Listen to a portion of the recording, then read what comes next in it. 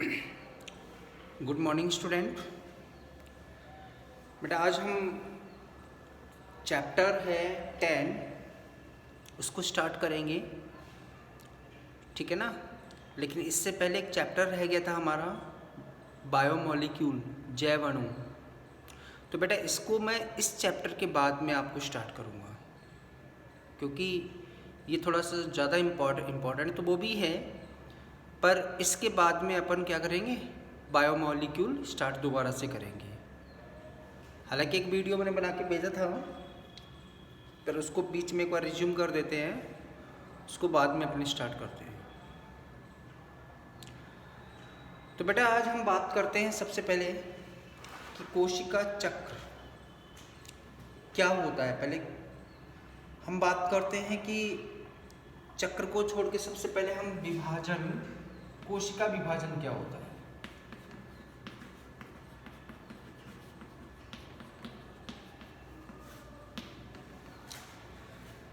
तो बेटा हम बात करते हैं सबसे पहले, एक वैज्ञानिक का नाम आता है यहाँ से, रूडोल्फ विर्चू। यहाँ से स्टार्ट करते हैं।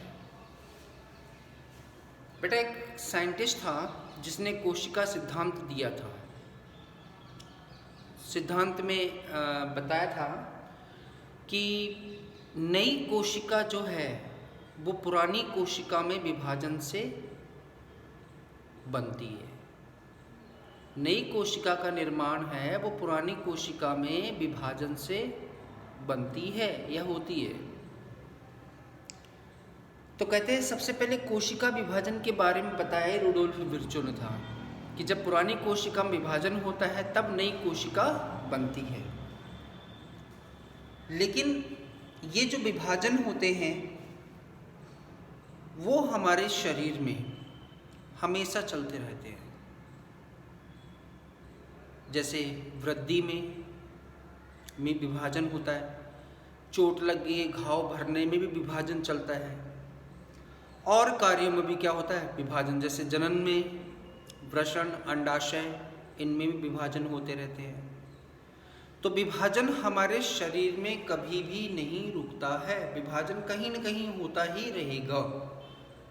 मतलब कोशिका, नई नई कोशिकाएं बनती रहती हैं। परंतु हमारे शरीर में कुछ एक कोशिकाएं ऐसी भी होती हैं जिनमें विभाजन नहीं होता है। कौन कौन सी होती हैं? जैसे आरबीसी, जैसे कंकाली पेशी कोशिका, जैसे पेशी कोशिका और तंत्रिका कोशिकाएं। ये स्वयं कभी भी विभाजित नहीं होती हैं। समझ में आया? ये केवल लंबाई तो बढ़ा सकती हैं, आकार बढ़ा सकती हैं, लेकिन नई कोशिकाएं उत्पन्न नहीं कर सकती हैं। क्यों? क्योंकि इनमें विभाजन की क्षमता नहीं होती है। अब बात आती है कि यहाँ पर हम बात करते हैं कि कोई कोशिका विभाजित होती क्यों है, क्या कारण है कि कोई कोशिका विभाजित होती है, ठीक है ना। तो बेटा यहाँ पे कोशिका विभाजन का कारण बताने के लिए हमें एक फॉर्मूला है वो समझना होगा। और ये फॉर्मूला दिया था किसने? आर हार्टविंग ने। आर हार्टविंग, हार्टविंग कह सकते हैं।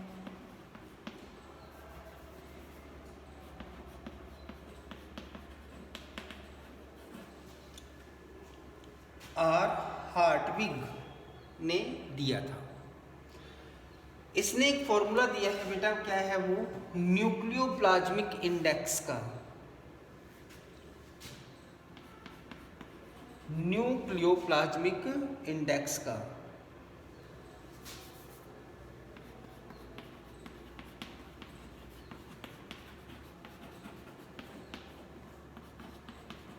जिसे कहते हैं न्यूक्लियोप्लाज्मिक इंडेक्स, और शॉर्ट में बोलते हैं एनपी। एनपी इक्वल टू होता है VN upon VC minus VN.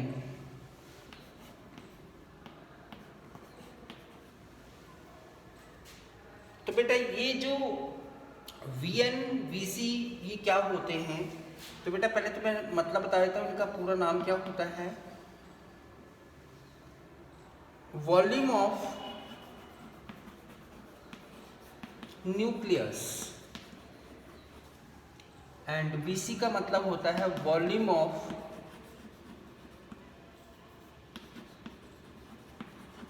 Cytoplasm. मतलब ये कि कोई कोशिका है, उसमें केंद्रक का आयतन और उसमें भरे हुए कोशिका द्रव का आयतन, दोनों आयतनों के मध्य एक निश्चित संबंध होता है। क्यों? क्योंकि आप देख रहे हैं, यहाँ पे देख पा रहे हैं कि केंद्रक का आयतन तो कम होता है, जबकि कोशिका द्रव का आयतन क्या होता है? केंद्रक के आयतन की तुलना में ज़्यादा होता है।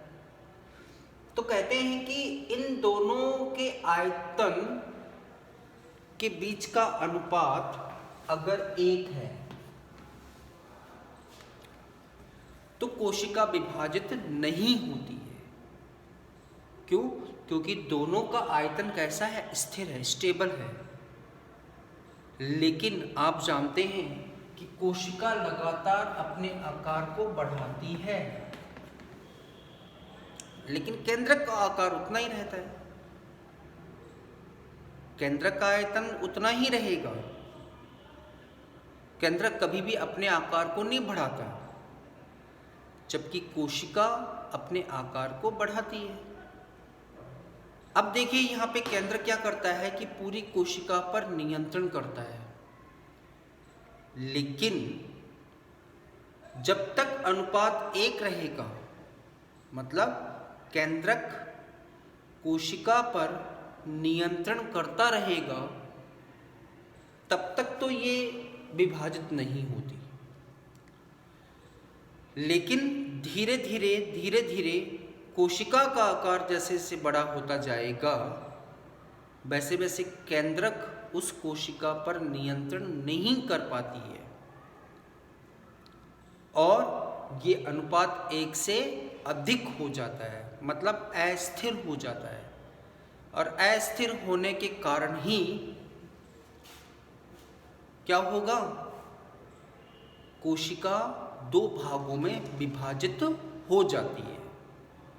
तो कोशिका का 2 भागों में विभाजित होने का सबसे बड़ा कारण होता है कि कोशिका का आकार तो बड़ा हो गया, लेकिन केंद्रक का आकार वही रहता है। इससे केंद्रक उस कोशिका पर नियंत्रण नहीं कर पाता है, और नहीं कर पाने के कारण वो कोशिका 2 भागों में बट जाती है। जब कोशिका का आकार छोटा हो गया तो आप जानते हैं निश्चित तौर पर केंद्रक उस कोशिका पर नियंत्रण कर पाएगा। तो आप कह सकते हैं कि NP का अनुपात जब तक स्थिर रहेगा तब तक कोशिका विभाजित नहीं होती है, लेकिन अगर NP का अनुपात 1 से अधिक हो गया तो कोशिका 2 भागों में क्या होती है? बट जाती है। तो अपने कह सकते हैं कि कोशिका का आकार बढ़ने पर ही कोशिका में विभाजन होता है। इस तरह से हम कह सकते हैं। ठीक है बेटा, अब इसके बाद में आ जाइए, हम बात करते हैं, इस चैप्टर में एंटर करते हैं। क्या बेटा? सबसे पहले आता है इसमें कोशिका चक्र।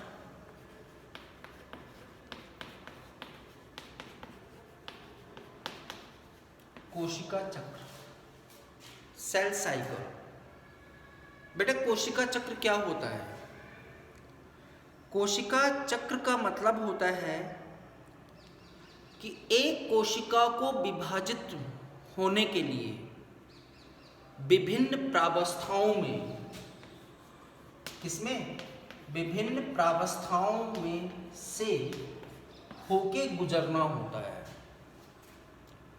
और इन सभी प्रावस्थाओं को मिलाकर जब ये सारी प्रावस्थाएं पूरी हो जाती हैं तो एक कोशिका है वो दो भागों में क्या होती है, बट जाती है। तो एक कोशिका को विभाजित होने के लिए सभी प्रावस्थाओं के समूहों को हम क्या कहते हैं, कोशिका चक्र कहते हैं। अब इन प्रावस्थाओं में क्या क्या होता है, क्या नाम होता है इनका, ये हम इसको डिटेल से पढ़ेंगे। जैसे अगर मैं यहाँ कहूँ, एक चक्र बना लेते हैं इसको हम, कि कोशिका विभाजन है वो कितनी प्रावस्थाओं से होता है। तो बेटा ये है, जैसे मान लीजिए ये चक्र बना दिया हमने, ठीक है। और इस चक्र में अगर आप देखेंगे तो इसको हम क्या करते हैं, दो भागों में हम बांट लेते हैं इसको। मुख्य दो भाग होते हैं इसके, एक बेटा बड़ा भाग होता है और एक छोटा भाग होता है। तो जो बड़ा भाग होता है इसको हम क्या करते हैं, दो इस तरह से डबल लाइन कर लेते हैं।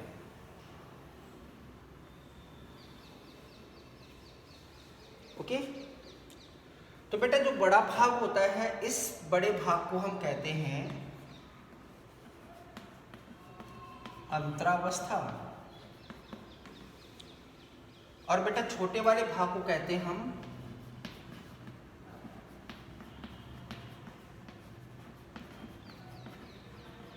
विभाजन अवस्था, और जिसको हम शॉर्टली कहते हैं एम्फेज।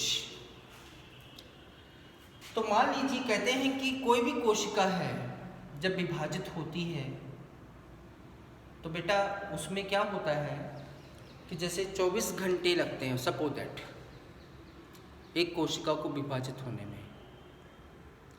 तो उस 24 घंटे में से 23 घंटे तो इस अवस्था में गुजारेगा और 1 घंटे में कोशिका विभाजित हो जाती है। तो इस अंतरावस्था को बेटा हम कहते हैं तैयारी अवस्था भी कहते हैं। क्यों? क्योंकि सबसे पहले एक कोशिका जब विभाजित होती है तो उसको विभाजित करने के लिए आवश्यक पदार्थों का संश्लेषण होता है, मतलब तैयारियां करनी पड़ती है। तो इसलिए ये सबसे बड़ी प्रावस्था होती है जिसमें तैयारी होती है। 2 मिनट।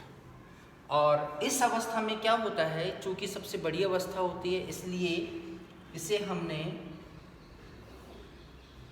एक तो जीवन काल, एक एस काल और एक G2 काल में हमने डिवाइड कर दिया। ठीक है ना, जीवन काल में, G2 काल में और किसमें, एस काल में हमने डिवाइड कर दिया। इसमें केवल तैयारियां होती हैं। और बेटा ये जो काल है जिससे तैयारी पूरी हो जाएगी तो क्या होगा, कोशिका विभाजित होती है। तो बेटा सबसे पहले क्या होगा, केंद्रक का विभाजन होता है और उसके बाद में होता है कोशिका द्रव का विभाजन। पहले केंद्रक बटेगा 2 भागों में और फिर कोशिका द्रव बढ़ता है। तो बेटा केंद्रक भी बटना जो होता है वो थोड़ा सा बड़ा होता है इसकी तुलना में, और वो 4 अवस्थाएं होती हैं उसमें भी, P, M, A, T, prophase, metaphase, anaphase, telophase. और जैसे ये पूरी हो जाती है फिर कोशिका द्रव का विभाजन हो जाता है। इस तरह से क्या होता है कि कोशिका है वो 2 भागों में विभक्त हो जाती है। तो इन सभी अवस्थाओं को, जैसे अंतरावस्था, विभाजन अवस्था, विभाजन के बाद केंद्रक की विभाजन अवस्था, कोशिका द्रव की विभाजन अवस्था, इन सभी अवस्थाओं को या प्रावस्थाओं को हम मिलाकर क्या कहते हैं, कोशिका चक्र कहते हैं। अब इन्हीं चक्रों के बारे में मैं आपको डिटेल से बताऊंगा कि किसमें क्या होता है। ओके, तो आज के वीडियो में हम इतना ही करते हैं और इनकी जो डिटेल है वो हम कोशिका विभाजन जो पढ़ेंगे उसमें मैं आपको डिटेल बताऊंगा। ओके।